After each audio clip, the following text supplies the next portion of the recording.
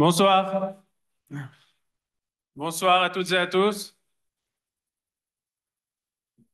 et bienvenue au Centre Begin. Nous nous réunissons ce soir pour rendre hommage à un homme sans lequel l'histoire du peuple juif ne serait pas la même, Théodore Herzl. Mais par cette soirée, nous rendons aussi hommage à un homme sans lequel la mémoire de Théodore Herzl ne serait pas la même, George Weiss.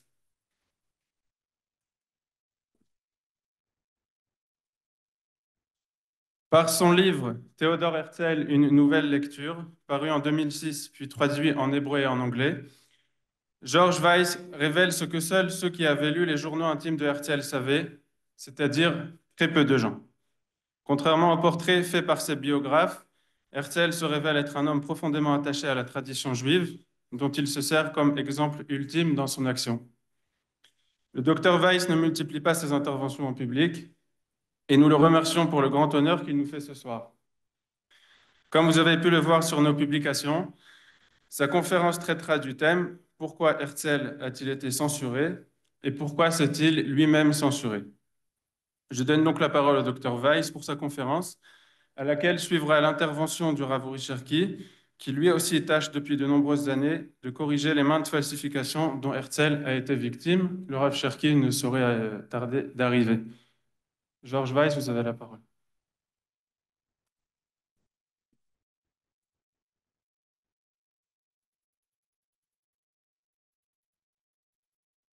Bonsoir. Ce soir, nous allons essayer de comprendre ce que Herzl lui-même appelait une énigme et que des psychanalystes appelleraient la scène primitive que l'establishment sioniste essaye désespérément de refouler. Mais pour cela, il nous faut faire un retour en arrière au début du mois d'octobre en 1894. Dans la soirée, une de ces soirées, on donne à Paris une représentation d'une pièce d'Alexandre Dumas fils, celui qui a écrit La Dame aux Camélias. Et la pièce se nomme La femme de Claude. Un des personnages secondaires de la pièce, le juif Daniel, a comme projet de faire revenir les Juifs en Israël. Et il fait plusieurs fois, il proclame, c'est la formule antique, l'an prochain à Jérusalem. Herzl, qui était correspondant à Paris du prestigieux journal autrichien Die Neue Freie Presse, est présent dans la salle et le lendemain, il envoie une critique acerbe à son journal et il déclare entre autres dorénavant, les Juifs n'ont rien à voir avec la Palestine et si par hasard ils revenaient, ils découvriraient dès le lendemain qu'ils ont cessé depuis longtemps d'être un peuple. Donc, pour Herzl, à cette époque-là, le peuple juif et sa terre ont disparu. Le jugement sévère de Herzl ne doit pas être compris comme si une expression d'indifférence par rapport au peuple juif. Au contraire, il est obsédé par la question juive, par l'antisémitisme, et il essaye par tous les moyens de trouver une solution. Et par exemple, il y a 2 ans avant ce jugement sur la pièce d'Alexandre Dumas, il écrit dans une lettre privée à Bénédicte, l'horaire de, de ce journal, du Neue Freie Presse, et il lui écrit la lettre suivante, et je lis.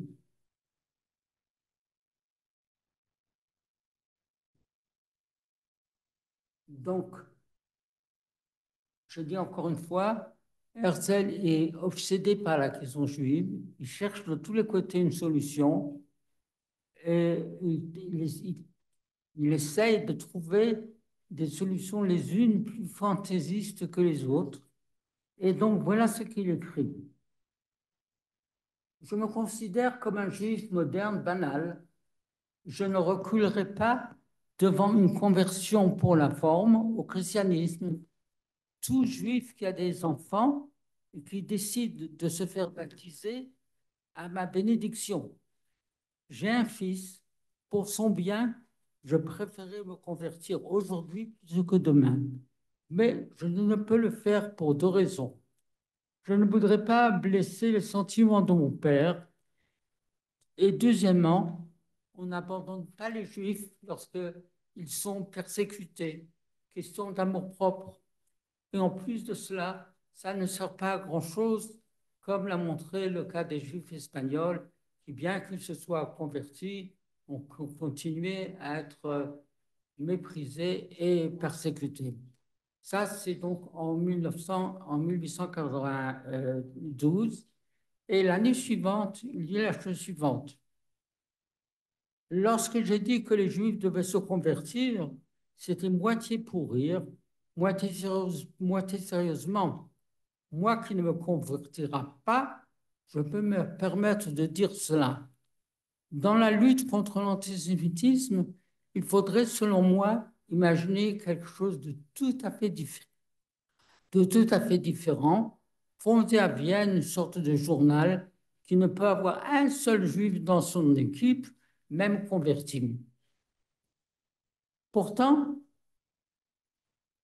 un peu plus tard, après cette critique de cette pièce d'Alexandre Dumas, en fait, Herzl publie un manifeste du Judenstaat, l'État juif ou l'État des Juifs. Herzl utilise indifféremment les deux formules, et ça a une certaine importance, et dans lequel il déclare: nous sommes un peuple un. Et ce peuple-là, se référant à la faute des explorateurs, Herzl dit: ce peuple doit revenir dans le beau pays de nos pères que nous n'avons pas besoin d'explorer pour l'aimer. Plus tard, il s'écrira: cette terre a un nom magnifique, Eretz Avotzenu. Il écrit ça en lettres latines.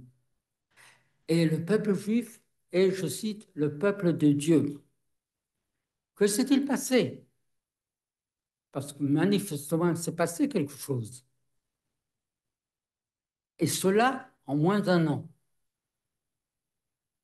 À l'époque, c'est-à-dire en octobre 1894, la critique de Herzl sur la pièce d'Alexandre Dumas n'avait rien de surprenant. Isidore Cahen, ancien normalien et professeur de philosophie, avait cru bon d'expliquer à Alexandre Dumas que cette formule l'an prochain à Jérusalem, c'était un vœu allégorique. Il ne s'agit surtout pas d'une Jérusalem politique, mais d'une Jérusalem idéale. Il ne fallait pas confondre. En fait, à la même époque, à peu près, le grand rabbin de Paris, futur grand rabbin de France, Lazare Isidore, ne se contentait pas seulement de renvoyer un navire indéterminé un éventuel retour des Juifs en Palestine, mais il avait signé l'acte de décès de toute aspiration à sa réalisation. Et il disait, je lis, euh, le peuple juif est mort, déclare-t-il. Sa forme nationale est morte. Mais ce qui n'est pas mort et ne mourra jamais, c'est l'esprit du judaïsme. Et justement, Tolstoï disait que le véritable esprit israélite est contraire à l'idée de patrie et une fois pour toutes, il y a renoncé. Et là, je dois ouvrir une parenthèse que le monde Sfarad, lui, n'avait jamais renoncé à l'idée de retour, et en particulier, Herzl, au dire de Herzl lui-même, un de ses anciens euh, ancêtres de Salonique, le Rab Taitechek, avait deux élèves célèbres, entre autres, qui sont partis en Israël, le premier étant Rabbi Yosef Karo, l'auteur de Shulchan Aruch, et le deuxième, Rabbi Shlomo Alkabetz, l'auteur de le Radodim. Donc, en revanche, dans pratiquement toutes les sociétés, dans la société ashkénaze, aussi bien les laïcs que les orthodoxes de toute obédience considéraient l'idée de retour comme inconcevable et même immoral, comme l'historien Dubnov avait estimé en 1880 qu'en l'an 2000, il ne pourrait pas y avoir plus que 500 000 juifs en Palestine. Donc, une infime partie du peuple juif, ce qui ne résoudrait pas le problème, et il voyait ça comme quelque chose d'immoral. N'est-ce pas? Et pour Ahadam, l'idée était délirante et invité personnellement par Herzl au congrès sioniste, il avait déclaré que l'idée même d'un État juif viable était, je cite, une hallucination proche de la folie, que Herzl était un imposteur, que la seule solution à la misère des Juifs, c'était l'immigration en Amérique et que le kibbutz galiot, le rassemblement des exilés, était surnaturel, donc impossible. Et résumant le congressionniste, il disait une chose m'apparaît clairement, nous avons détruit plus que nous avons construit. Qui sait si ce n'est le dernier soupir du peuple juif agonisant? Donc, je reviens au problème. Qu'est-ce qui s'est-il donc passé entre octobre 1894 et mai 95? Einstein dit avec raison que contester une idée reçue est plus difficile que de fissurer un atome. Et Goebbels, si j'ose dire, disait qu'il suffit de répéter plusieurs fois un mensonge et il va finir par devenir une vérité.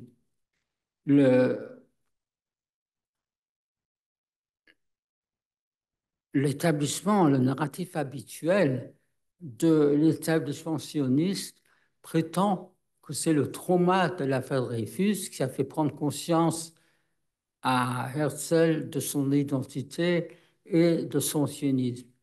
En réalité, comme on dit en hébreu, le dubim veloyar, la simple chronologie et la lecture minutieuse du journal démontrent que ça n'a absolument rien à voir, n'est-ce pas, et que l'affaire Dreyfus n'y est pour rien. Et ça c'est un cliché qu'on a du mal à contester. D'ailleurs, le professeur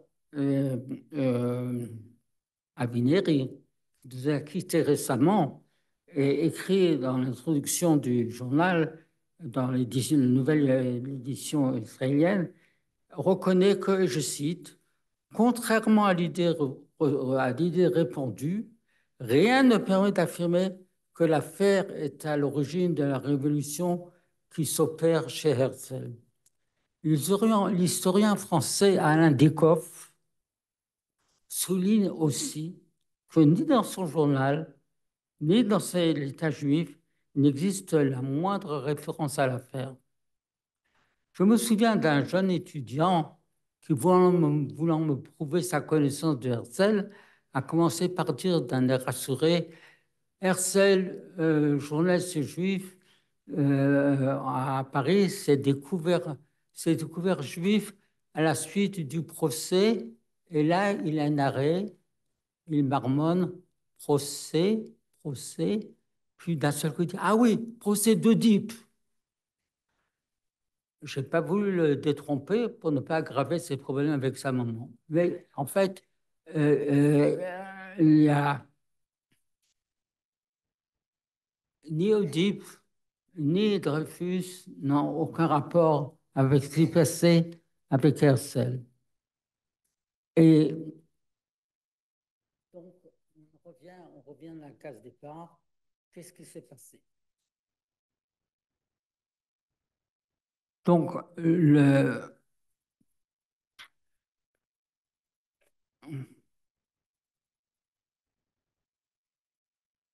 oui, 2 semaines après sa critique de la pièce d'Alexandre Dumas, c'est-à-dire en octobre 1894, Herzl a une discussion passionnée sur l'antisémitisme et il parcourt les 300 mètres qui le séparent de son hôtel parisien et il met au point dans sa tête tous les détails d'une pièce qu'il va écrire, je cite, avec exaltation.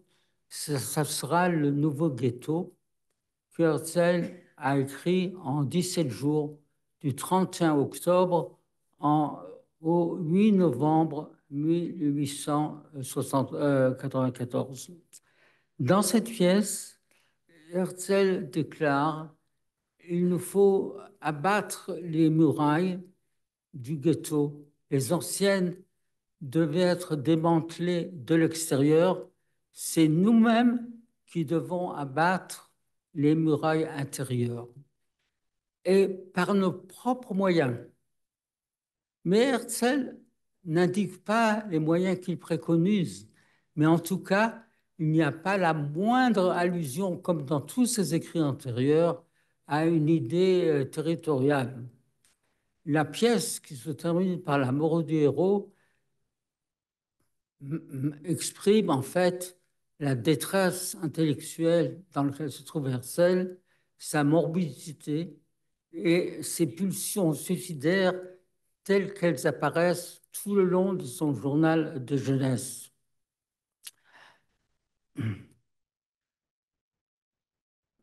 Et donc le 8 novembre, Herzl termine le nouveau ghetto et l'encre est à peine sèche qu'il envoie le manuscrit à un ami écrivain autrichien, Arthur Schnitzler, en lui demandant d'essayer de faire parvenir le manuscrit à différents directeurs de théâtre à Vienne. Et à partir de ce moment-là, la correspondance de Herzl avec Schlitzer change de façon radicale. D'abord, la fréquence des lettres, en l'espace de 8 mois, à peu près 30 lettres, c'est-à-dire presque plus d'une lettre par semaine, et d'une chaque semaine, et toutes les lettres de Herzl concernent uniquement les tentatives infructueuses de Schnitzler de monter la pièce de théâtre. Puis un jour, rien. Schnitzler ne reçoit plus de lettres et pendant plusieurs semaines. Et un jour, le 23 mai 1894, non, pardon, 1895,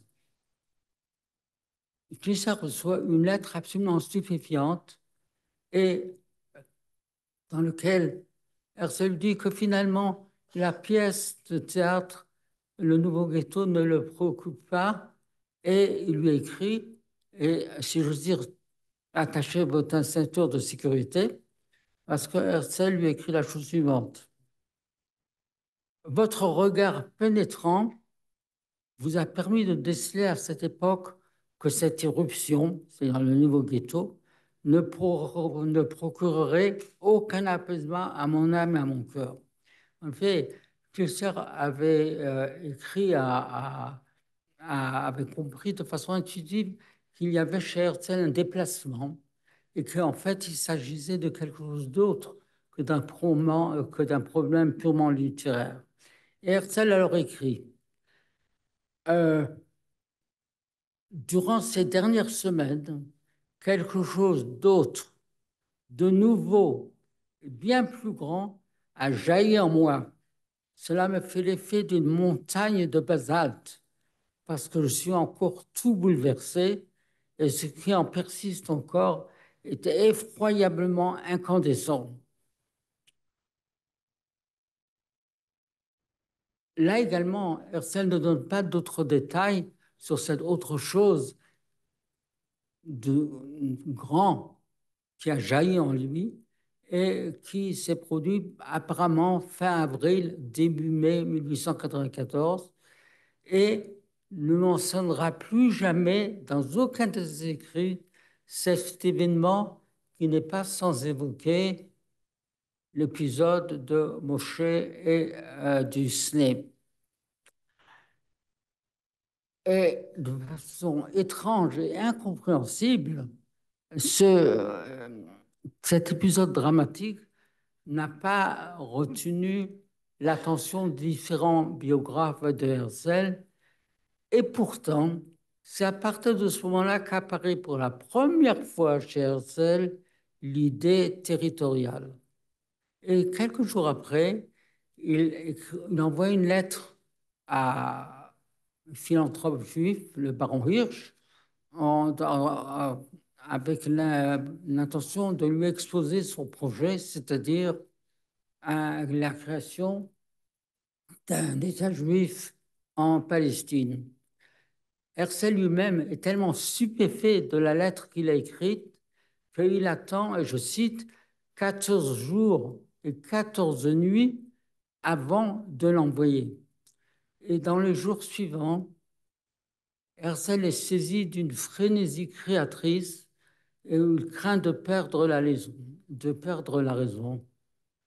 Le ça, conceptualisé par Freud comme le niveau le plus enfoui de l'inconscient, trouve son expression dramatique dans le journal d'Herzl qui se demande, est-ce moi qui écris cela? Non, c'est cela qui est écrit en moi, n'est-ce pas?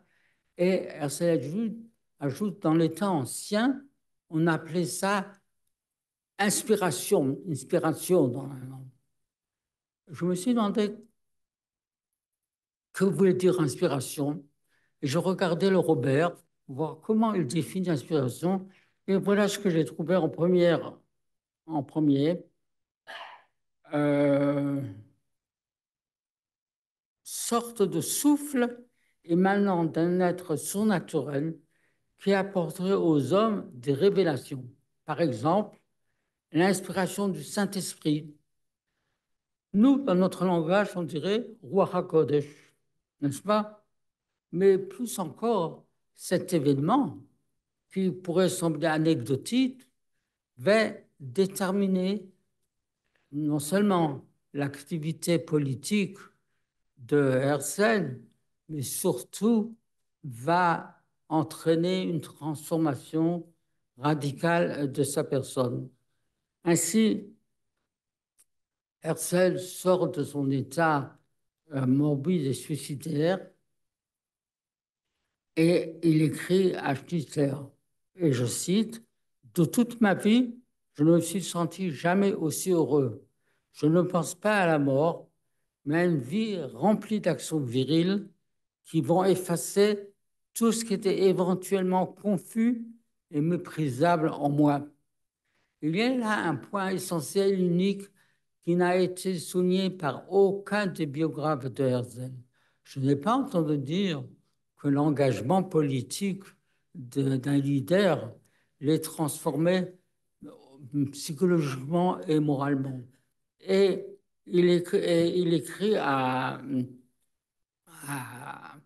à Schnitzler, de toute ma vie, je ne me suis jamais senti aussi heureux. Je ne pense pas à la mort, mais à une vie simple, à une vie remplie d'actions viriles qui vont effacer tout ce qui était éventuellement confus et méprisant en moi. Donc, ainsi, dans une lettre à Maxime Harden, le rédacteur en chef de l'hebdomadaire Die Zukunft, Herzl déclare, vous ne me connaissez pas, mais même si vous m'aviez connu, vous ne pourriez plus me reconnaître maintenant. Et il a vu, à l'époque, j'étais un juif sarcastique, mais un bouleversement s'est opéré en moi.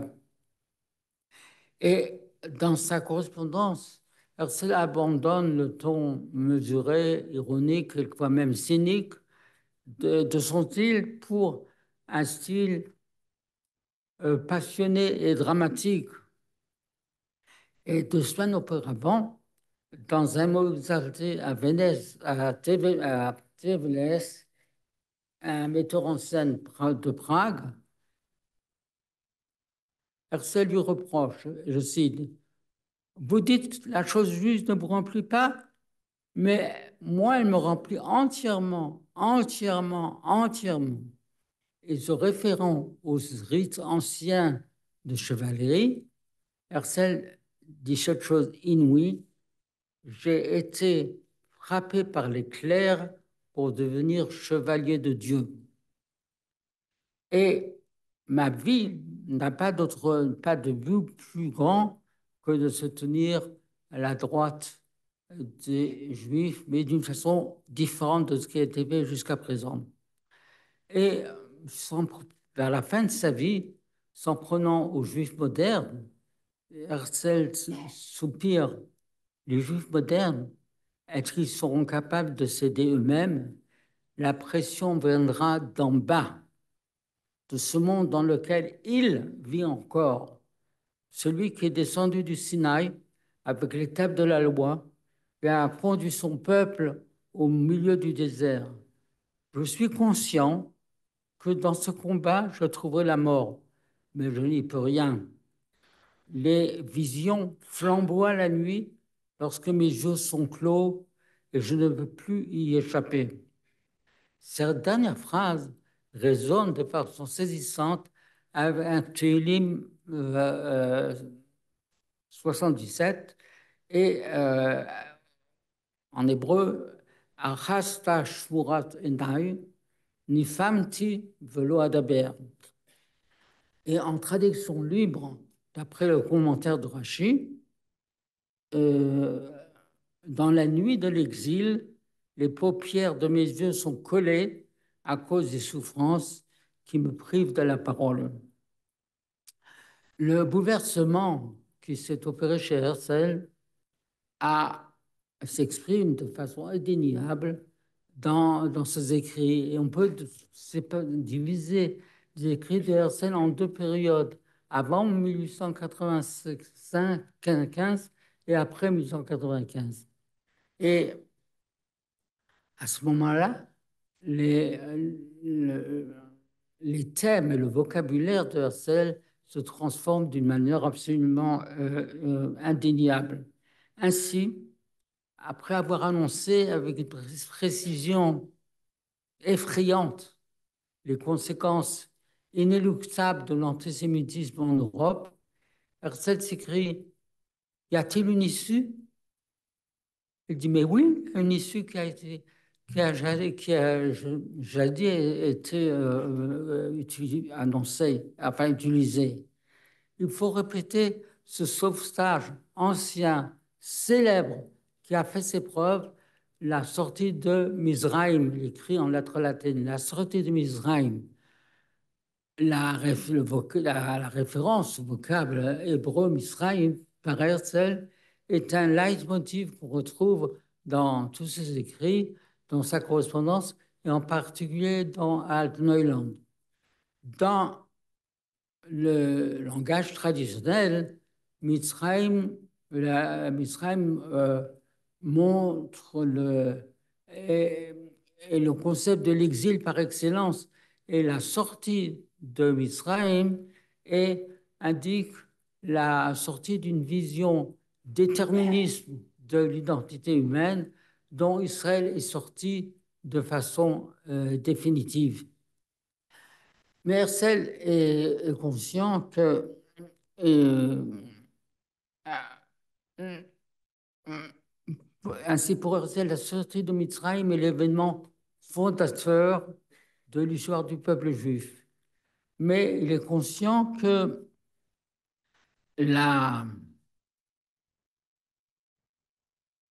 qu'il s'agit là d'un cas unique dans l'histoire et il dit, je cite, je dois m'exprimer de façon imagée car il s'agit d'un événement sans précédent. Ce bouleversement qui s'opère chez Herzl s'exprime aussi par le vocabulaire et apparaît pour la première fois des expressions hébraïques, mais écrites en lettres latines comme Eretz Israël, Me'arba Katzot Haaretz, Erev Rosh Hashanah, la bande de Korach, le Chododi Likrat Kala, le Shona Abba B'Yerushalayim, Imesh Kacher Yerushalayim, Shkarim Mini, etc. Et dans ses lettres, à ses lettres à ses amis, il signe souvent de son nom hébreu Binyamin Zoev, il ajoute Drishat Sion. On, on peut, mais Herzl était conscient de la pluralité des discours sur l'identité juive et il dit nous devons faire abstraction de nos divergences, il ne faut exclure aucun juif. Et il dit en particulier les juifs, je cite, les juifs égarés en Amérique, les brebis perdues de notre peuple, et qu'il est de la plus grande importance de les ramener au bercail. On peut se demander pourquoi cette lettre explosive n'a pas de lettre donc de Herzl à Hitler, pourquoi cette lettre explosive a été pratiquement ignorée ou vidée de son contenu dans le narratif sioniste. Mais surtout, pourquoi Herzl lui-même n'en fera jamais plus état dans aucun de ses écrits. En effet, dès les premières pages de son journal, Herzl se demande qu'est-ce qui m'arrive? Et il répond je ne sais pas, c'est une énigme. Probablement, c'est de l'ordre de l'inconscient. Et 10%, c'est quelque chose qui s'est passé récemment. Ainsi, ce que Herzl décrit comme une montagne de basalte avec des lueurs incandescentes n'est pas mentionné même une fois dans les milliers de pages du journal. Schnitz lui-même n'a droit qu'à une mention sans signification. Il semble bien qu'il y ait de la part de Herzl une volonté manifeste de censurer un élément essentiel de son parcours. Ainsi, à la veille du premier congrès sioniste, il écrit à son premier biographe, Reuven Brenin, il lui dit, vous me demandez comment je suis devenu sioniste. Dieu seul le sait. C'est probablement de l'ordre de l'inconscient. Et au rabbin Gudman, le grand rabbin de Vienne, le rabbin Gudman, qui lui pose la même question, Herzl écrit, je l'ignore. Quant au niveau ghetto, qui fait l'objet d'une intense correspondance entre lui et Schlitzer, Herzl se borne à mentionner sèchement la date de sa représentation. Ce que veut dire qu'au dire de Herzl lui-même, ce n'est pas le nouveau ghetto qui a entraîné ce bouleversement.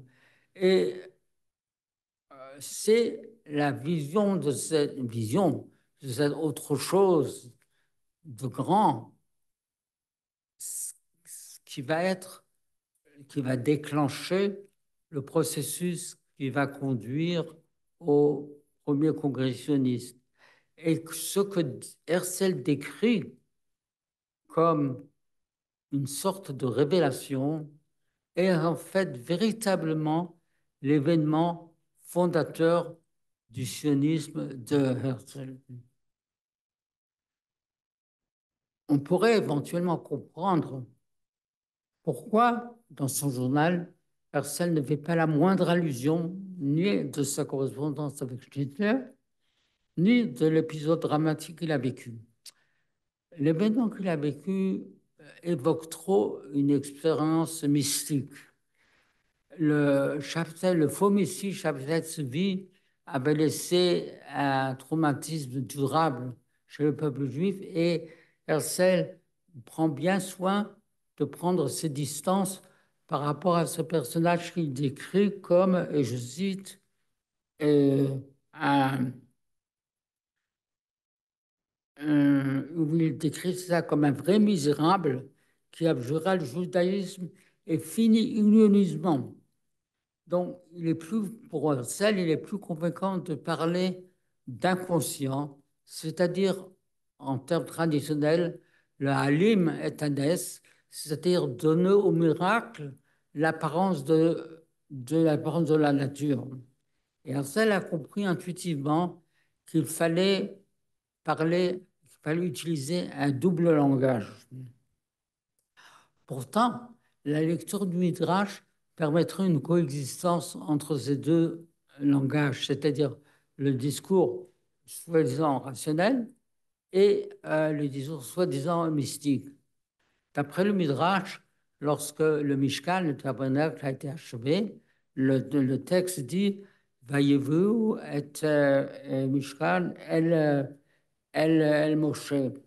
Et d'après le Midrash Tanhuma, cité par Rashi, le Mishkan se trouvait en pièces détachées, si j'ose dire, et personne n'arrivait à l'ériger à cause du poids à cause du poids des poutres, y compris Moshe, qui se tourne à ce moment-là vers Kodesh Baruch Hu. Il demande comment je vais faire. Et Kodesh Baruch Hu lui dit, prends les poutres dans tes mains et fais comme si tu les élevais, elles vont s'élever d'elles-mêmes. Effectivement, le verset dit Ukama Mishkan, d'après le Midrash, le Mishkan s'est dirigé de lui-même. Comme Moïse, comme Moshe, le peuple juif a fait réellement comme si, et un nouveau Mishkan est apparu, l'État d'Israël.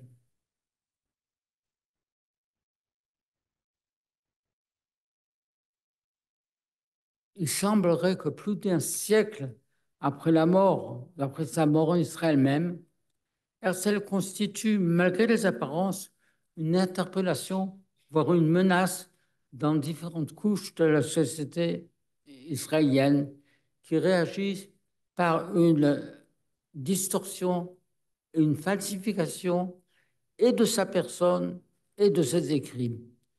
C'est ainsi que dans son discours d'ouverture à l'ouverture du premier congrès zioniste, Astalvaris insiste sur une des lignes de force de sa pensée, l'unité du peuple juif, et il affirme ce qui semble avoir été écrit hier, et je cite, une génération qui s'est développée coupée de la judéité se trouve dépossédée de cette unité. Elle est donc incapable de se pencher sur son passé et d'envisager son avenir.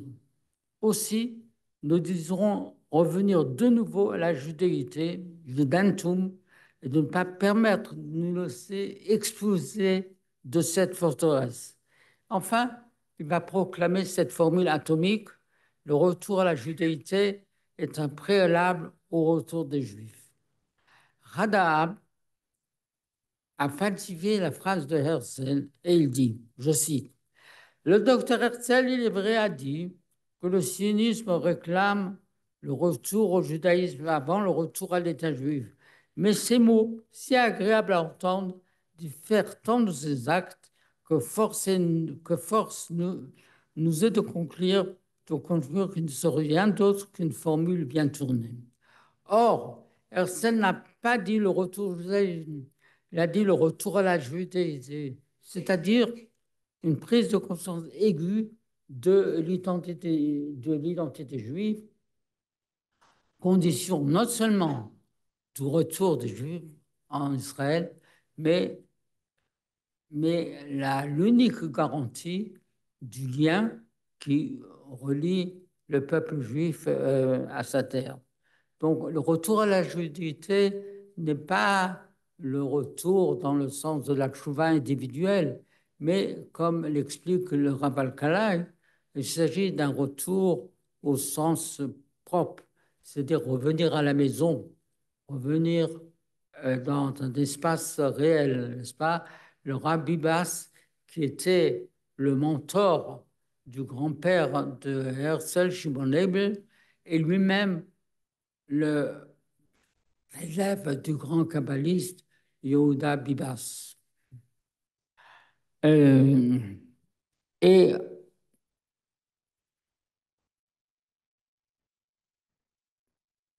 mais Herzl était conscient des falsifications dont il sera l'objet et il écrit: de nombreuses personnes ne lisent pas dans ce livre, c'est-à-dire l'État juif, que ce qui est écrit, mais uniquement ceux qu'ils y projettent d'eux-mêmes, en particulier ceux qui ne connaissent du livre que son titre.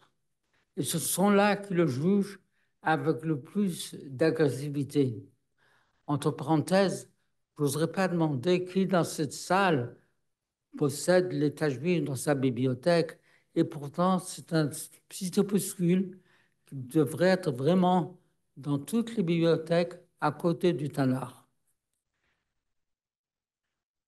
Et Herzl dit: je suis prêt à tout, aux danses autour du veau d'or, et en particulier à l'ingratitude de ceux qui me sont le plus redevables. 200 avant sa mort, en 1904, Herzl publie un roman, Altneuland, c'est-à-dire pays ancien nouveau, dans lequel il projette son rêve dans la réalité. C'est-à-dire, Herzl écrit son livre en 1902, Herzl est mort en 1904, mais il projette son livre en 1920. N'est-ce pas? Il imagine ce que va être ce pays. Et dans l'épilogue du livre, Herzl s'adresse à son livre avec des accents prophétiques. Et je cite: car maintenant, mon cher livre, il nous faut nous quitter et commence tes propres douleurs. Il te faudra cheminer à travers les animosités et les défigurations comme à travers une forêt obscure. Mais si tu parviens à des hommes amicaux, transmets-leur les salutations de ton père. Herzl ne s'est pas trompé. Ce livre est un exemple extrême de cécité psychologique, si j'ose dire, visible sur le papier. Euh, je me demande s'il existe un livre qui a été autant falsifié, et ceci par des personnalités israéliennes bien connues dans le monde universitaire et le monde politique. Ainsi, un biographe affirme que Altneuland n'est pas un État juif et que l'action pourrait se situer aussi bien chez les Esquimaux qu'en Afrique. Pour un autre, le judaïsme y est remarquablement absent. Un autre renchérit: le roman n'a rien à dire aux Juifs. Enfin, un juriste bien connu déclare, je cite, que l'on chercherait en vain dans ce programme quelque chose qui porte quelque chose de spécifiquement juif. Et pour clore ce florilège, un spécialiste de Herzl assure que, je cite, le leader sioniste revendique haut et fort son cosmopolitisme. On pourrait commencer par faire remarquer à tous ces critiques que le mot juif dans le livre revient à peu près 84 fois. Et puis un petit détail, la monnaie nationale, c'est le shekel. Il a fallu attendre 1980 en Israël pour que le shekel remplace la livre israélienne.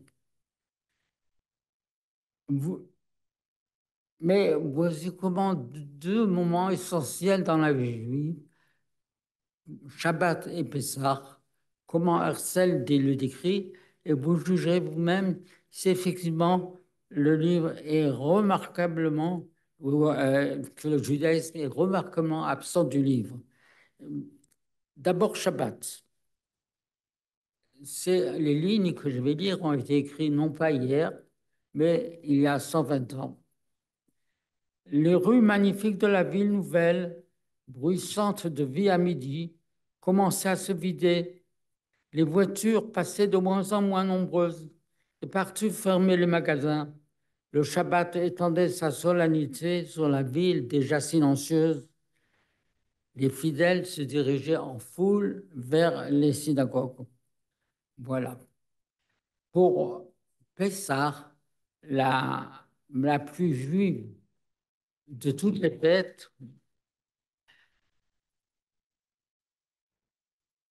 évidemment, tout le monde observe, font le seder et mange des matzot durant les 7 jours de la fête. Et Herzl décrit un seder qui est, on ne peut plus orthodoxe. Et, et ça, ça prétexte chez lui une méditation que je lis. Car Pessah, la plus juive de toutes les fêtes, remontait à plus haut dans le passé de l'humanité qu'aucune tradition du monde civilisé moderne. Elle a été observée sans changement depuis des siècles et des siècles. Le monde se modifiait, des peuples disparaissaient, d'autres apparaissaient sur la scène de l'histoire. L'univers s'agrandissait, des continents inconnus surgissaient de l'océan, des forces de la nature venaient faciliter et embellir la vie des hommes. Ce peuple seul demeurait semblable à lui-même, adhérait à ses coutumes inchangées, fidèle à lui-même, imbu du souvenir des souffrances de ses ancêtres. Il adore l'Éternel, son Dieu, avec des mots millénaires. C'est le peuple de l'esclavage et de la liberté, Israël. Voilà donc un, un livre où le judaïsme est remarquablement absent, n'est-ce pas? Et, et à la fin du livre, n'est-ce pas, les personnages se demandent comment, qu'est-ce qui est à l'origine de ce pays nouveau, ancien, et chacun répond à sa manière. Et le livre se termine de la façon suivante. Le vénérable Rabbi Samuel répondit par un seul mot, en fait, qui est le dernier mot du livre, Dieu. Herzl pensait-il à ses futurs universitaires critiques de Alt-Neuland lorsque Friedrich alias Herzl, le héros du livre, et je cite, se souvient de ces temps d'infamie où les Juifs rougissaient de toutes choses vives. Ils croyaient avoir meilleure apparence quand ils se cachaient d'être juifs. Ils trahissaient seulement leur mentalité de valet et d'affranchis. Mais déjà au début de son itinéraire, Herzl note dans son journal, le plus difficile sera de trouver des diplomates. Car parmi nous, car durant l'exil, nous avons perdu cette dimension naturelle de dignité. Et ça n'aurait pas été surpris qu'un ancien ministre de la Justice le décrit comme, et je cite, comme un homme à la personnalité infantile, simplée, mégalomane, grotesque, arrogant, et pour qui Herzl n'était pas plus qu'un patent. Ce même juriste distingué assure, et je cite, si les Juifs pouvaient abandonner leur judéité, personne n'en serait plus heureux que Herzl lui-même. Et ce qu'un ainsi que Herzl réunit contre lui une coalition étrange d'ennemis appartenant à des groupes séparés par un fossé infranchissable. Et qu'est-ce donc qui réunit ces personnes que tout sépare? La signification de l'État d'Israël par rapport à l'identité juive. Pour les uns comme pour les autres, il n'y en a pas. L'État d'Israël n'a aucune relation avec l'identité juive. Un historien israélien qui jouit d'une grande renommée se permet d'écrire la chose suivante. Eretz Israël n'aurait probablement pas valu à ses yeux le prix d'une guerre. Si Herzl vivait dans l'État d'Israël, il est possible qu'il eût été honni comme post-sioniste. À plus d'un titre, Herzl était en fait le premier post-sioniste. Dans une des mouvances orthodoxes, les jugements sont encore plus virulent.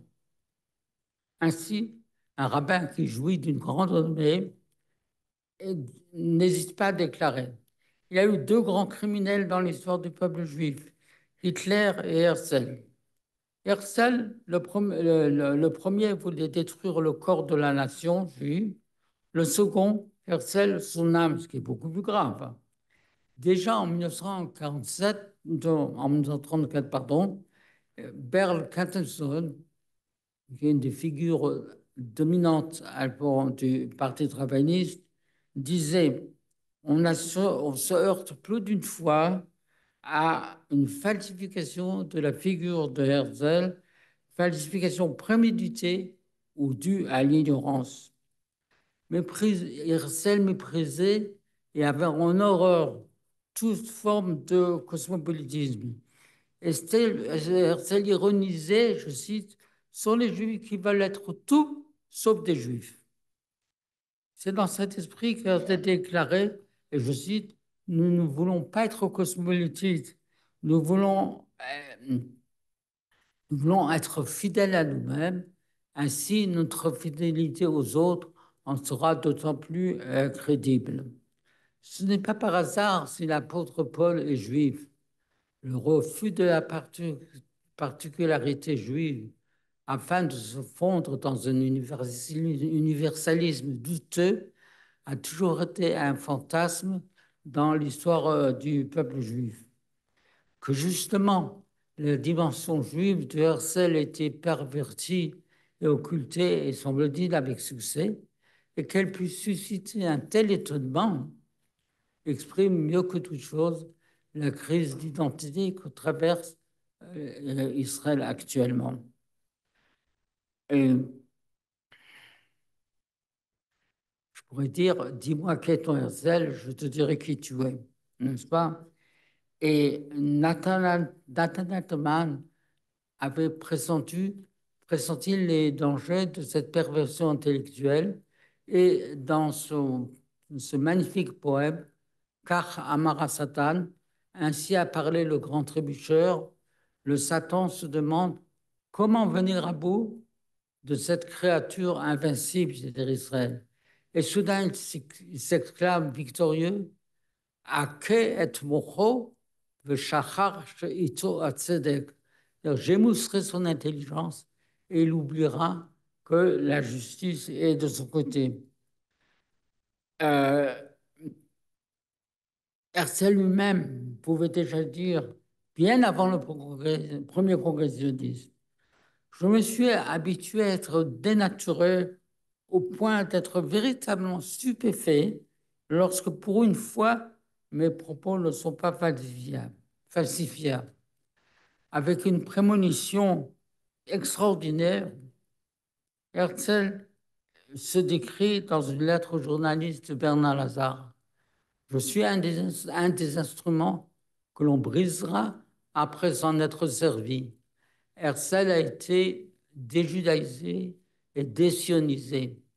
Il faut revenir à Herzl.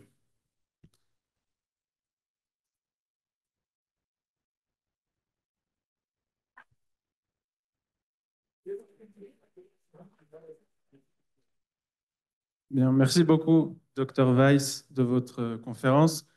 Nous invitons le Rav Cherki à prendre la parole.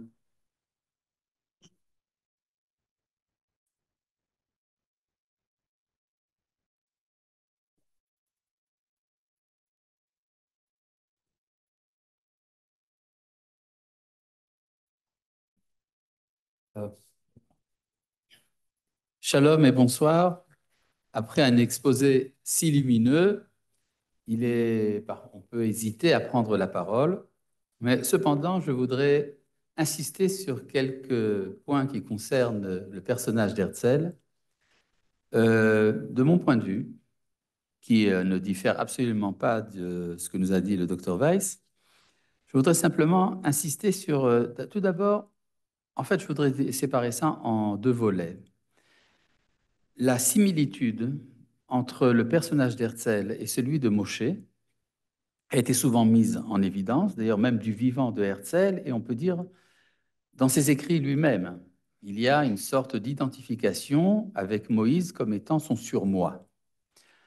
Et c'est comme ça qu'il était ressenti également par la masse juive de son temps, dans l'iconographie, dans laquelle parfois on représente Moshe comme étant un second, Herzl comme étant un second Moshe.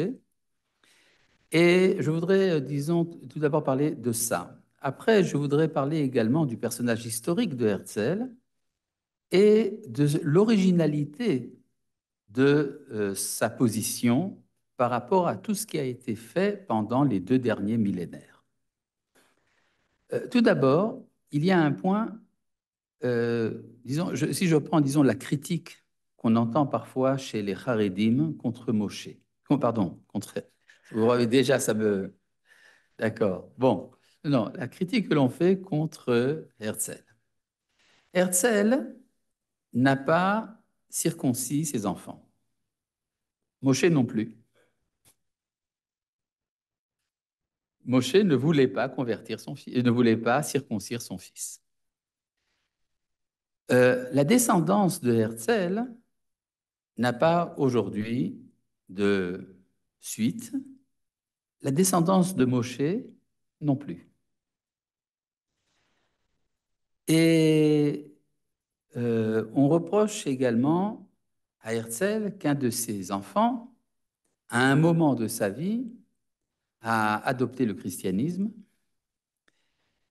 Le fils de Moshe aussi, il a pratiqué l'idolâtrie, le Pesel Micha bien connu. Et donc, on voit ici une sorte, on pourrait dire, comme une sorte d'atavisme qui fait que le sauveur d'Israël a une destinée personnelle tragique. Et ça, pour une raison très simple, c'est que l'événement fondateur de la liberté d'Israël est un événement qui ne concerne pas seulement Israël, mais qui concerne l'humanité tout entière. L'événement s'appelle en hébreu Yetziat Mitzrayim, traduction libre, la sortie de l'Égypte. C'est l'Égypte qui doit sortir. On peut dire l'événement donc de la sortie d'Égypte est un événement à portée universelle. Donc il faut qu'il y ait une contribution de la civilisation, de la culture générale à cet événement.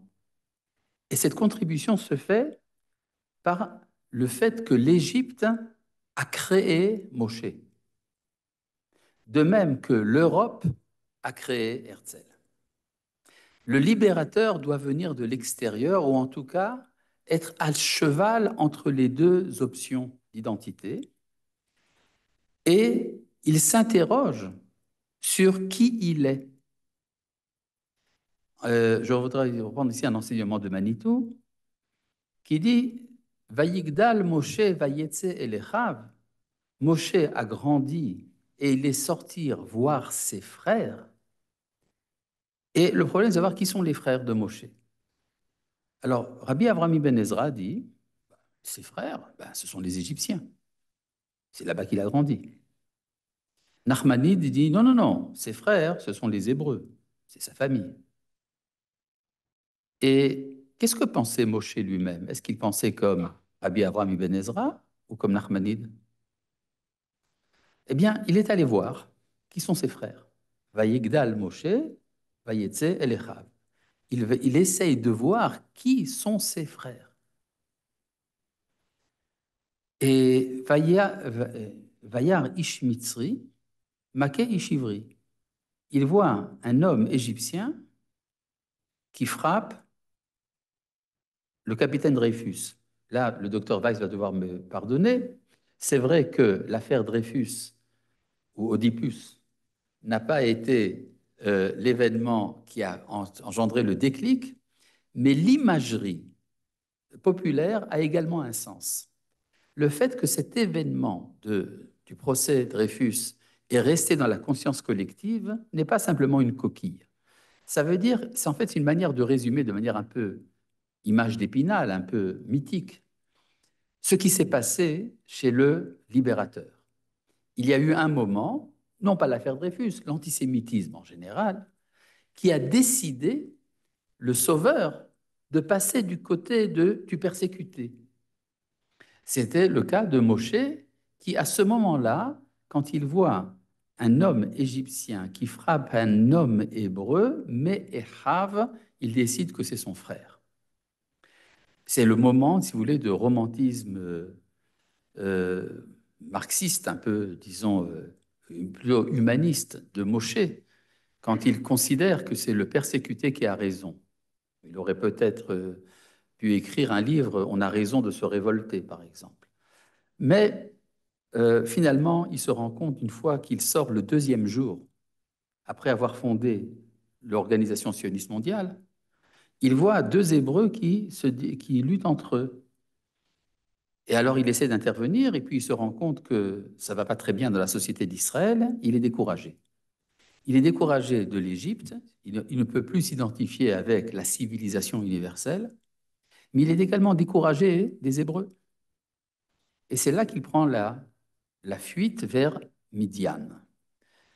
À Midian, à nouveau, une analyse des versets par Manitou nous permet de comprendre que à Midian, Moshe a pensé trouver la tradition authentique abrahamique chez son beau-père, qui est le prêtre du lieu, Yitro, et il se dit, bon, eh bien, avec les Juifs, ça ne marchera pas, mais l'esprit du judaïsme, ça peut marcher, justement. L'esprit, lui, n'aura pas disparu, jusqu'au moment où il a la révélation du buisson ardent, et Dieu lui dit, mais tu sais, mon peuple, c'est celui qui est en Égypte. J'ai vu la misère de mon peuple, c'est celui qui est en Égypte, et pas celui que tu penses.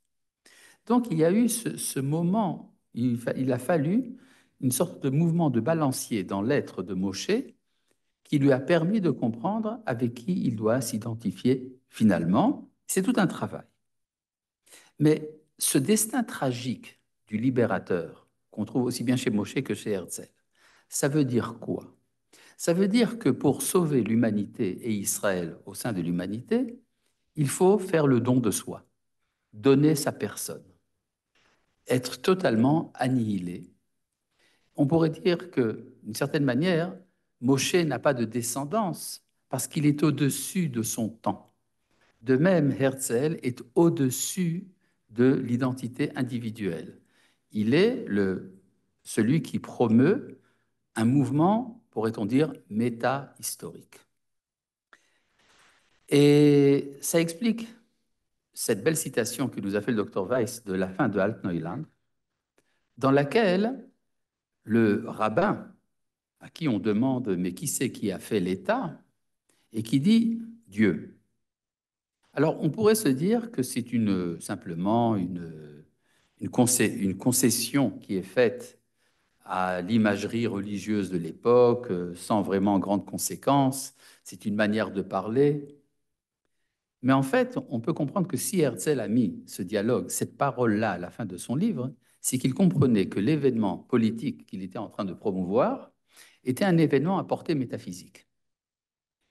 Et même si on ne sait pas, je pense que Herzl lui-même ne pouvait pas savoir de quelle manière ça allait se développer, mais il sentait qu'il était porté sur les ailes de l'histoire, et donc l'action de la fondation de l'État ne pouvait pas revenir à lui-même, mais à celui qui a créé le monde. Il y a cependant une inquiétude chez Herzl, qu'on retrouve également chez Moshe. Que va penser de son action l'establishment religieux? Et effectivement, il y avait chez Herzl une grande prudence dans la manière dont il a mené les relations entre religieux et laïcs au sein de l'Organisation sioniste mondiale. Il avait affaire à des ennemis assez durs, entre autres Ahad qui, dans le congrès sioniste, avait un discours antisioniste. C'est assez incroyable.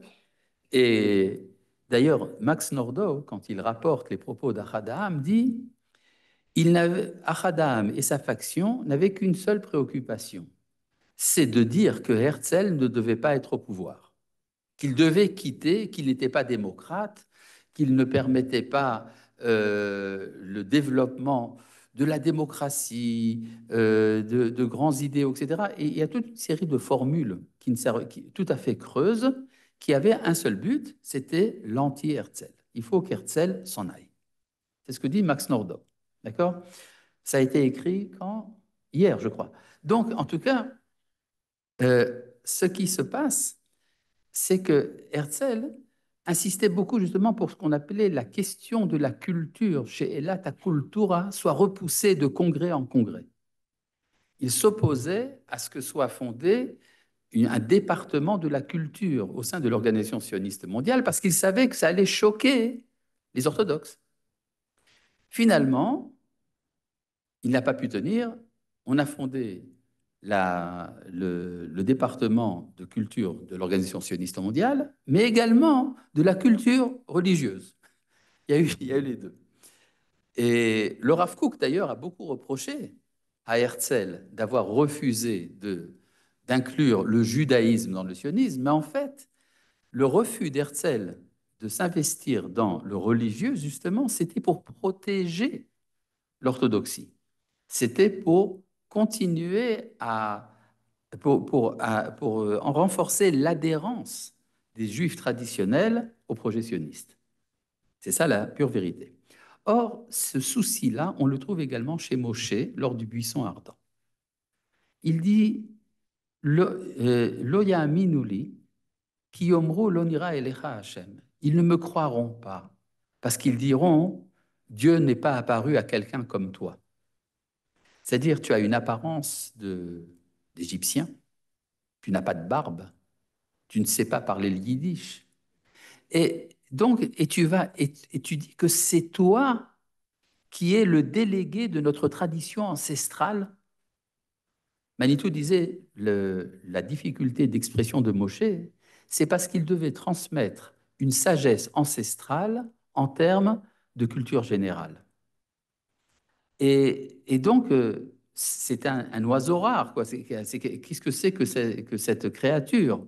Il vient des cercles cosmopolites de Vienne et de Paris, et il nous dit qu'il est celui qui vient accomplir les paroles des prophètes. Mais ça ne va pas. C'est exactement le problème qu'avait Moshe. Et alors, finalement, Moshe dit dans le buisson ardent, Shelachna biatishlach, envoie celui que tu as l'habitude d'envoyer. Les Chachamim dans le Midrash ont très bien compris à qui faisait-il allusion? À Aaron, son frère. Il a un frère qui, lui, depuis 80 ans, vit parmi les Hébreux, qui n'a pas quitté pour le palais du Pharaon ni pour Midian. Envoie-le. Lui, il a une barbe, au moins, et probablement un grand chapeau. Et alors, là, il y a une expression terrible de la Torah. Vayichar afashem b'Moshe. Dieu s'emporta, se mit en colère contre Moshe. Ah bon, en colère? Et pourquoi? Il dit, Hallo Aaron achicha Lévi. Aaron, ton frère, le Lévi, c'est-à-dire le rabbin du ghetto. Yadati, je sais. Idaber, yedaber, hu. Il ne sait que parler. Ça fait des siècles que les rabbins dans les synagogues disent, ne vous en faites pas. L'antisémitisme sera vaincu un jour. Le bon Dieu nous ramènera en Eretz Israël. Le Mashiach va venir. Le temple sera reconstruit. Ils ne font que parler. Et Dieu dit à Moshe, c'est lui que tu veux que j'envoie? Toi, tu es un personnage qui a appris les sciences politiques. Tu as grandi chez le Pharaon. C'est toi qui peux faire le travail. Mais, il rajoute, Ine yotze likratecha. Voilà qu'il sort à ta rencontre. Veraacha, il te verra. Vesamach belibo. Il se réjouira dans son cœur. Ce qui veut donc dire que c'est ça que Moshe craignait. Il craignait de ne pas être accepté par l'establishment orthodoxe. Et alors, Dieu dit à Moshe, ne t'en fais pas. Le Rav Kook est avec toi. C'est-à-dire, il y a dans le Beth Midrash, dans la maison d'études, il y a un mouvement qui n'a pas perdu la sève nationale et qui est d'accord avec toi. Intéressant de voir que chez les kabbalistes, la séphira, parmi les 10 séphirotes qui représentent Moshe, c'est la séphira appelée Netzach, l'éternité. Vous savez que c'est un thème connu chez les kabbalistes, il y a 10 séphirotes, et une des 10 séphirotes, Netzach, correspond à l'être de Moshe.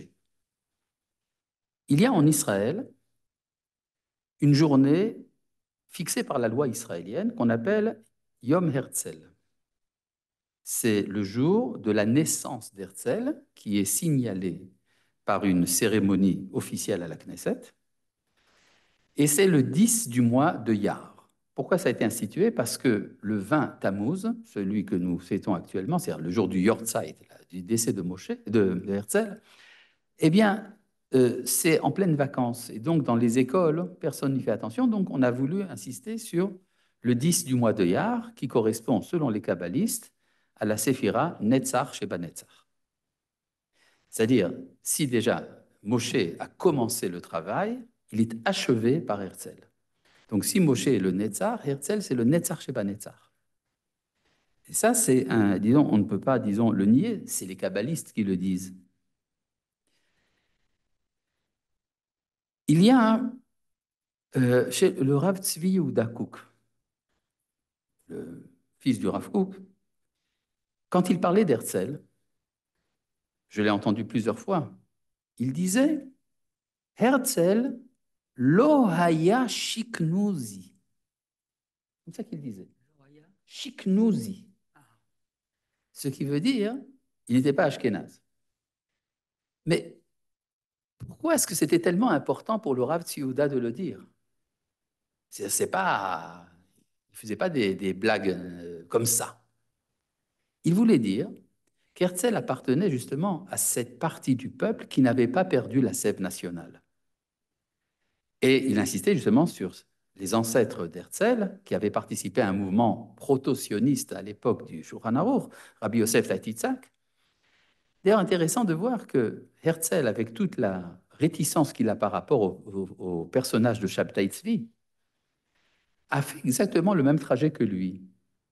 Il est allé voir le sultan, et comme d'autres proto-messies, il est allé voir l'empereur d'Allemagne et le pape. C'est quand même intéressant.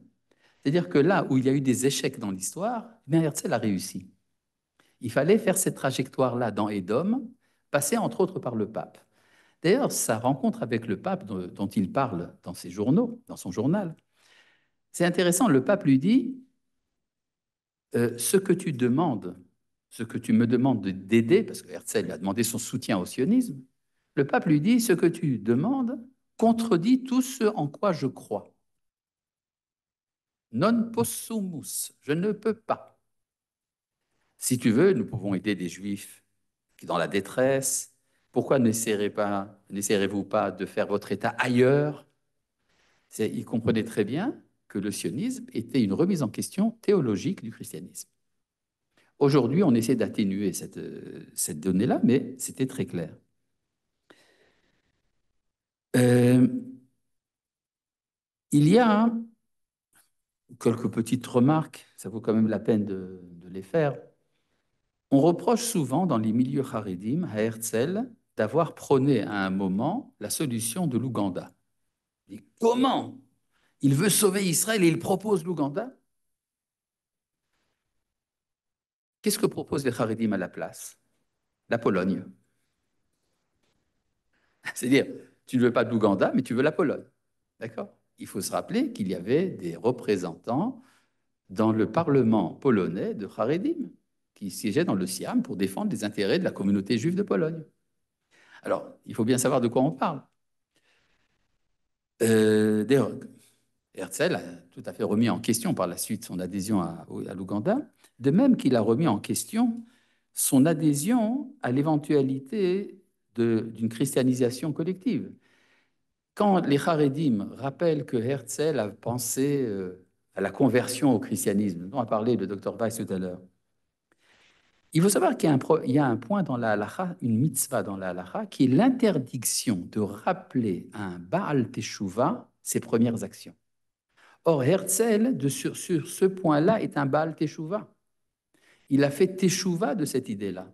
Donc, il est interdit par la Torah, par les règles de la halacha, d'en parler. Je pense que c'est très important également de le faire remarquer. Il y a, la semaine dernière, j'étais présent à une cérémonie à laquelle a participé également Dr Weiss, au Merkaz Herzl. Vous vous rappelez, j'y étiez, on s'est rencontrés. C'était merveilleux de voir comment est-ce que l'élite de la société israélienne qui était présente là-bas a tout fait pour ne pas parler de ce que Herzl a dit. Tout simplement, nous avons entendu là-bas plusieurs discours, politiques évidemment. Un des discours était « Qu'est-ce que c'est qu'être israélien ?» Et la réponse de l'orateur, eh bien, c'est de se dire que « Kan Beiti », c'est ici ma maison. Ça a été dit pendant un quart d'heure. Le mot judaïsme ou juif n'a pas été prononcé une seule fois. D'où l'importance de cette conférence que nous venons d'entendre. Il y a un autre point que je voudrais mettre en évidence qui n'est pas populaire. Il y a une page violente d'Herzl dans son journal contre la démocratie. C'est un fait. C'est assez surprenant parce que la manière dont le congrès sioniste était mené, c'était de façon tout à fait démocratique, avec le droit de vote pour les femmes, ce qui était extrêmement d'avant-garde à l'époque. Mais le fait est que Herzl ne faisait pas trop confiance à la démocratie. On peut se demander pourquoi. Peut-être voyait-il les dangers éventuels du régime démocratique. Peut-être avait-il peur du cosmopolitisme qui pouvait être développé par les institutions démocratiques. En tout cas, le fait est là. Bon, d'ailleurs, il n'était pas le seul à être contre la démocratie. Il y en avait un autre, Ben Gurion, qui, dans la déclaration d'indépendance, vous savez que dans les brouillons, il y avait écrit le mot démocratique, et Ben Gurion l'a effacé. Il n'avait pas tellement confiance dans le peuple. Peut-être que les continuateurs de Ben Gurion continuent de ne pas avoir confiance dans le peuple. Mais ça, c'est une question que je laisse ouverte, évidemment. Il y a, en tout cas, une qualité particulière d'Herzl qu'on ne peut pas nier, c'est son messianisme. C'est un messianique, mais alors exacerbé. C'est quoi être messianique? Ça veut dire admettre que nous avons les capacités, nous les hommes, de transformer le monde et d'en faire un monde meilleur. Quand on n'est pas messianique, c'est immoral. Ça veut dire se contenter, être satisfait de l'état actuel du monde. Et ça, c'est très grave. Aujourd'hui, pour des raisons assez inexplicables, le terme de messianisme est devenu péjoratif. Quand on veut fustiger quelqu'un, on veut le stigmatiser, on dit c'est un messianiste. D'accord? Mais rappelons-nous que sans ce messianisme, nous ne serions pas là aujourd'hui où nous sommes arrivés, Baruch Hashem. Merci.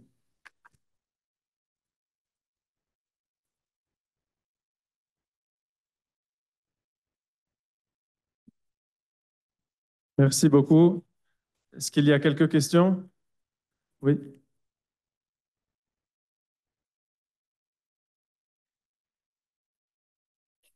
Oui, c'est moi une question que peut-être partager euh, un élément qui, par rapport à ce que vous venez de dire, professeur Weiss et rabbin Cherki.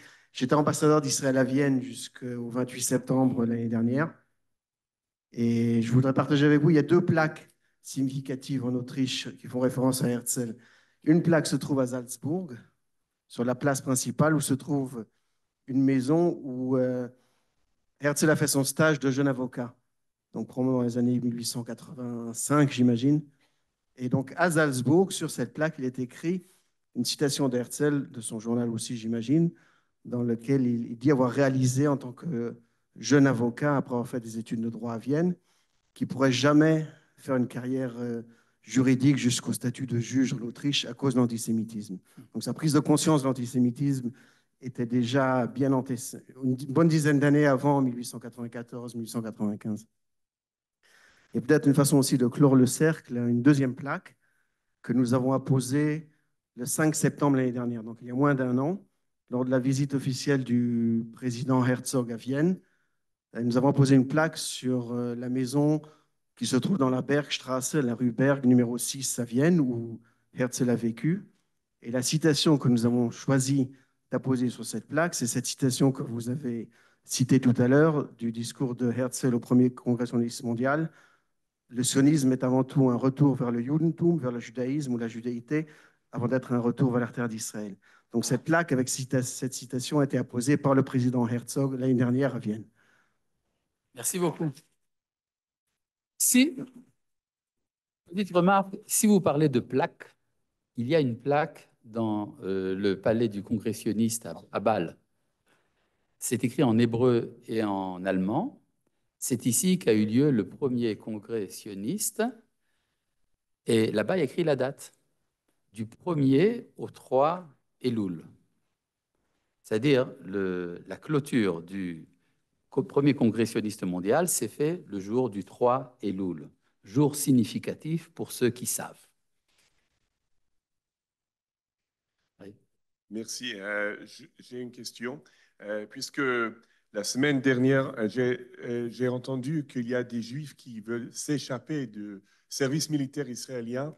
Ils ont obtenu passeport polonais pour y aller à Londres pour s'échapper de là. Alors, si on fait une comparaison entre Moshe Rabbeinu et Herzl, bon, Moshe Rabbeinu, il a construit aussi un service militaire jusqu'au bout de sa vie.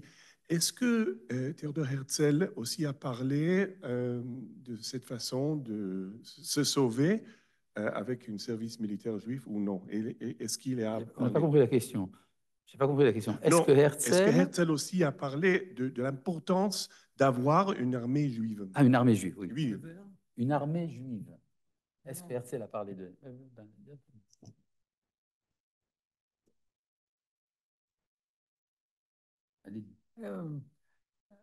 Bien entendu, Herzl a parlé d'une armée juive. C'est-à-dire que dans le Neuland, finalement, au début, il pensait que ce n'était pas nécessaire parce que tout le monde y aurait un état qui ne nécessiterait pas une guerre. Mais dans son journal, il considère qu'au contraire, il faut que les gens apprennent à se défendre pour pouvoir justement savoir que les choses ne sont pas aussi simples que ça. Je voudrais ajouter quand même, dans l'État juif, Herzl dit que les rabbins restent dans les synagogues et les militaires dans les casernes. Donc ça suppose quand même qu'il y a des casernes.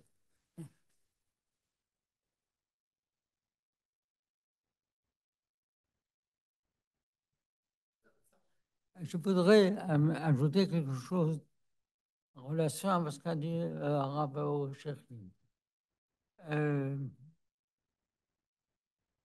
Chez Herzl, il y a une volonté d'unifier les dimensions universalistes et particularistes de l'identité juive. Et ça se manifeste dans Altneuland par le fait qu'il y a deux palais qui ont été construits. Un qui s'appelle le palais de la paix et qui s'occupe justement des problèmes du monde, des problèmes de la famine, des problèmes de santé, tout ce que vous voulez. Et un autre palais qui est le Beth Amikdash. Beth Amikdash qui est où on n'apporte pas des corbanotes, n'est-ce pas? Alors, et c'est pas quelque chose qui est tellement étrange, puisque on peut voir quelquefois chez le Rav Kook cette idée-là d'un Beth Amikdash sans les corbanotes, n'est-ce pas? Mais ce qu'il faut voir, c'est que les critiques de Herzl en général ont gommé complètement le Beth Amikdash. Il n'y a que le temple le palais de la paix, c'est-à-dire, et ça c'est une indication. Donc il y a toujours chez Herzl en réalité cette espèce de métard, de tension entre la dimension universaliste et son particulariste qui doivent coexister.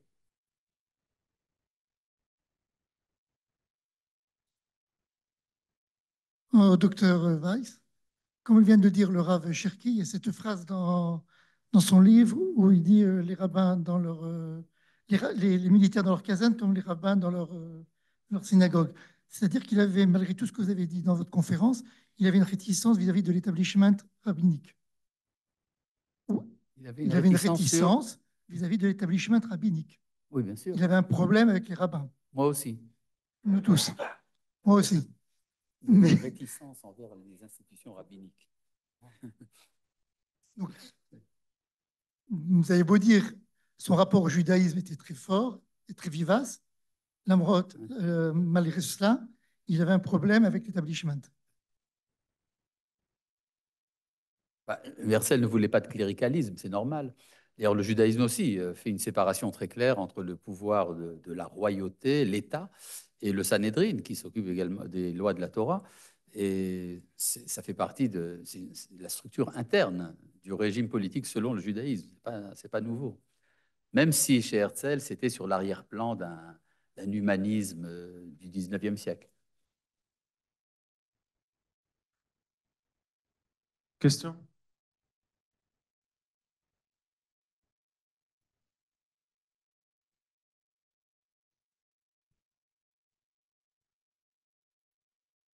Il y avait avant qu'ils ont lancé le mouvement zioniste, il y avait bien sûr des communautés ici en Israël, euh, euh, dont une de ces communautés était à Hadera avec le Rav Moliver.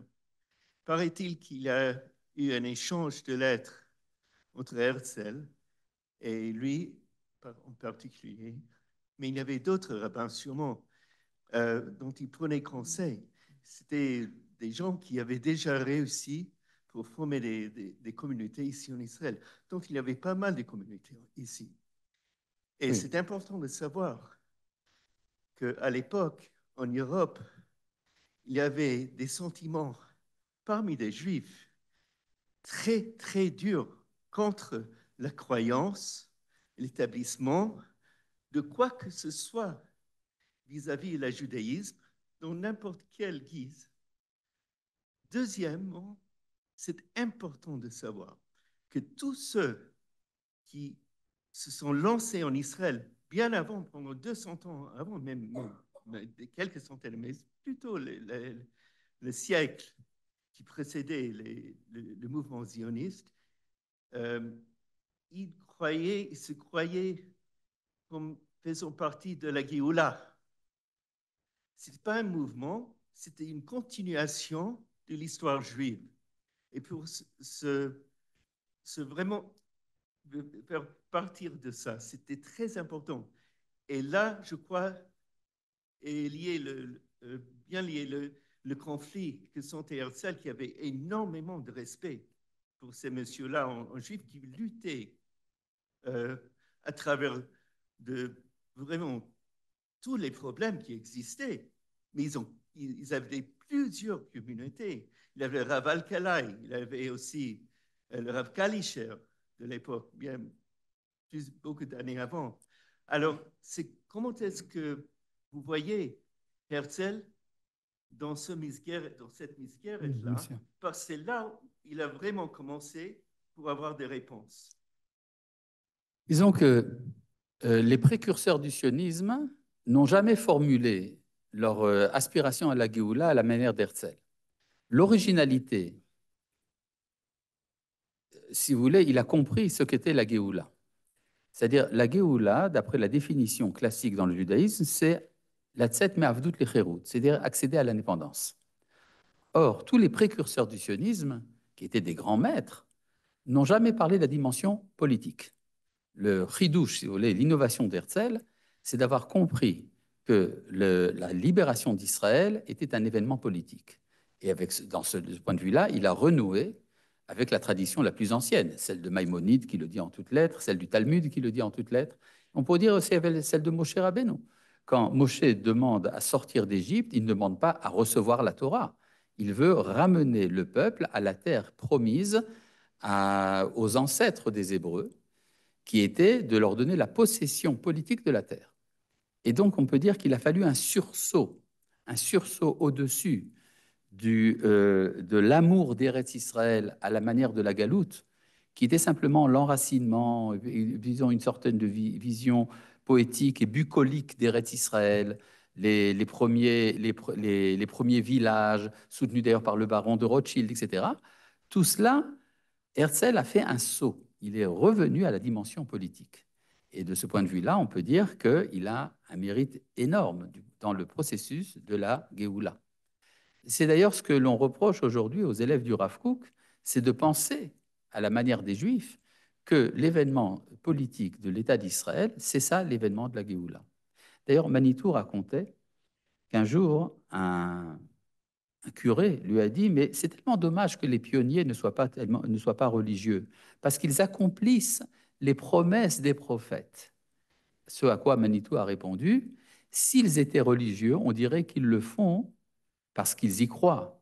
Mais ils n'y croient pas et ils le font quand même. C'est donc que c'est l'intervention de la Providence. » Et Manitou rajoutait, est-ce que vous pensez que le curé, il a compris?